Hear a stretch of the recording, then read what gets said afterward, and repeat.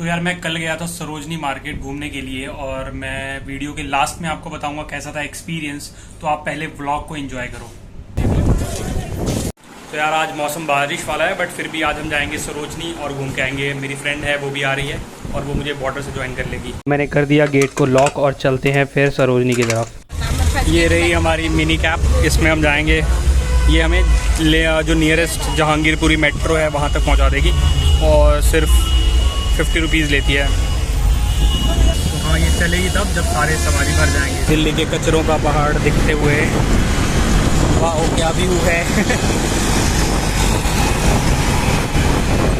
तो ये कम से कम 5-6 साल या 10 साल का कचरा होगा, है ना?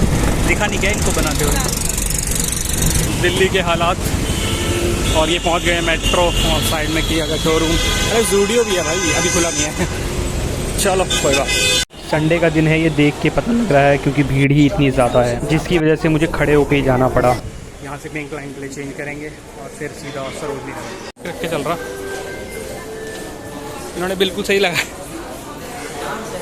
ये वाला स्टेशन अंडरग्राउंड बना हुआ है, ये देख के पता लग रहा है क्योंकि ये ग्राउंड लेवल है। कभी मेट्रो में हो तो आप ना गूगल मैप चला के देखना, आपको पता लग जाएगा कि कहाँ कहाँ से जाता है। उसके बाद हमने कुरकुरे बैग में छुपा के खाए क्योंकि लिखा होता है ना कि मेट्रो में खाना अलाउड नहीं है, इसीलिए। जब भी हम मेट्रो से बाहर निकले तो बिल्कुल भीड़ वाला माहौल दिख रहा था। सामान बेचने वाले बिल्कुल मेट्रो स्टेशन के बाहर से ही शुरू हो जाते हैं। तो सबसे पहली चीज जो मुझे दिखी वो थी ये की चेन्स, जिसके रेट मेरे कॉलेज के स्टेशनरी से भी ज्यादा थे। थोड़ा आगे जाके जब हम मार्केट एंटर करने ही वाले थे तो उसके बाहर ये कपड़े दिख रहे थे। ये जो कपड़े थे ये यूज नहीं थे, बिल्कुल न्यू थे, जो मेरी दोस्त ने ऑफिस जाने के लिए ले लिए। उसके बाद हम इस शूज की दुकान पे आए जहाँ पे ये बूट मेरी दोस्त को पसंद आए। तभी मेरा ध्यान इन क्रॉक्स पर गया जो कि दूर से तो बहुत अच्छे लग रहे थे लेकिन पास आके देखा तो इसकी फिनिशिंग अच्छी नहीं थी, तो इसीलिए बस मैंने देख के छोड़ दिए। इतनी देर में मेरी दोस्त ने शूज को ट्राई कर लिए थे और उसको फाइनल भी कर लिया था, जो कि हमें 1600 पे पड़ा। उसके बाद हम अलग अलग स्टॉल्स पे गए जहाँ पर देखकर पता लगा कि कुछ तो ओवरली प्राइस्ड हैं और कुछ की क्वालिटी बहुत बेकार है। ज्यादातर चीजों के रेट आपके लोकल मार्केट से मैच कर जाएगा और कुछ कपड़े आप ध्यान से देखोगे तो वो सेकंड हैंड होते हैं। कुछ दूर बाद मुझे ये ट्रैवल बैग्स दिखे जो कि बहुत ही अच्छे रेट पे मिल रहे थे। ये मुझे इसलिए अच्छे लगे क्योंकि पॉकेट में से चोरी होना बहुत आसान है और ये सामने की तरफ होता है तो आपका ध्यान हमेशा रहेगा। अब इतना चलने फिरने के बाद हमें भूख लग गई थी तो हमने सोचा मोमोज ट्राई करें। तो हमने इस शॉप के ऑपोजिट साइड पर जो स्टॉल लगी थी उससे मोमोज ट्राई किए। तो सच बताऊं तो ये मोमोज बहुत ही टेस्टी थे और इसमें कोई भी प्रॉब्लम नहीं थी। प्रॉब्लम से मेरा मतलब है कि मोमोज बासी नहीं थे और टेस्ट भी बहुत अच्छा था। और जो प्लेट थी वो 50 रुपए की थी जिसे खा के मजा आया। अब बस 50 रुपए खाकर पेट को सुकून नहीं मिला तो अब बारी थी ज्यादा पैसे खर्च करने की, जिसके लिए हम इस रेस्टोरेंट में गए। अब यहाँ पर मेन्यू में बहुत कुछ था तो दिमाग थोड़ा कंफ्यूज हो गया कि मंगाया क्या जाए। तो पहला ऑर्डर मेरी फ्रेंड ने किया जो था फालूदा।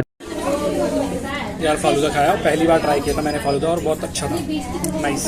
अभी हमने मंगाया है चाउमीन और एक मंगाया है पाव भाजी।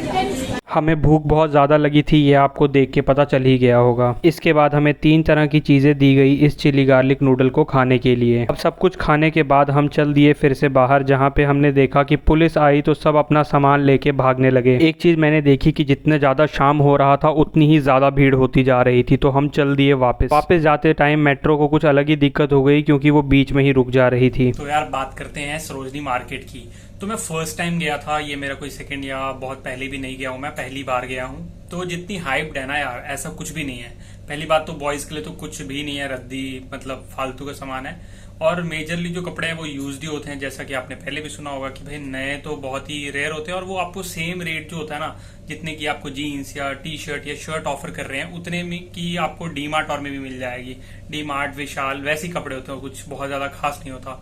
और अगर आपको ब्रांडेड टाइप दिख रहे होंगे तो या तो वो सेकंड कॉपी हैं या तो फिर वो यूज्ड हैं। और जो मैंने सुना हुआ है कि जैसे फॉरेन कंट्रीज में अगर डेथ हो जाती है किसी की तो उसके जो कपड़े होते हैं और उसको नए कपड़े गिफ्ट किए जाते हैं, पहनाए जाते हैं, तो वो सब डोनेट कर दिए जाते हैं और इंडिया और में जो बाकी कंट्रीज है उसमें एक्सपोर्ट हो जाते हैं किलो के रेट में और वही बिकते हैं सरोजनी और में। ठीक है, तो आपकी इच्छा है आपको कैसे कपड़े लेने हैं नहीं लेने हैं। आगे मैं मथुरा वृंदावन जाने का भी प्लान कर रहा हूँ, तो do subscribe the channel and video को लाइक जरूर करना।